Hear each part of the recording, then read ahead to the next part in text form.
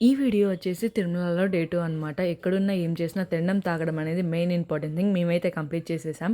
ఇక్కడ అంకుల్‌ని క్యాబ్ అడిగితే ఒకటి 250 చెప్పారు. షాప్‌కి టాటా బై బై చెప్పేసి జపాలికి స్టార్ట్ అయిపోయాం. నాకు ఫుడ్ మీద ఉన్న ఫ్యూచర్ ప్లానింగ్, కెరీర్ మీద ఉంటే ఎప్పుడో బాగుపడేదాన్ని. అది వేరే విషయం అనుకోండి.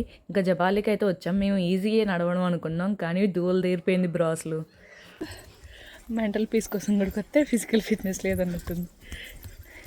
సగం స్టెప్స్‌కి ఆయాసపడతారు. ఎగ్జాక్ట్ నెంబర్ అయితే ఐడియా లేదు కానీ అప్రాక్స్ 2.6 కిలోమీటర్స్ అయితే నడవాలి. మళ్ళీ రిటర్న్‌లో కూడా 2.6 నడవాలి. అది వేరే విషయం అనుకోండి.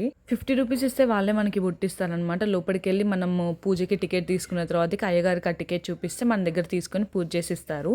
పూజ అంటే మన దగ్గర ఉన్నాయి తీసుకొని స్వామివారి దగ్గర పెడతారనమాట. జపాలి వచ్చేసి తిరుమల నుంచి 3 కిలోమీటర్స్ ఉంటుంది. ఈసారి కనుక తిరుమల దర్శనానికి వెళ్తే జపాలి పక్కా వెళ్ళండి. టెంపుల్ లోపల ప్లెజెంట్ గా ఉంది, బాగుంది, ఓకే. బట్ బయట అట్మాస్ఫియర్ ఉంది గైస్. అక్కడ శివలింగం, ఆంజనేయ స్వామి విగ్రహం, ఉడత అసలు ఎంత ప్రశాంతంగా ఉందో.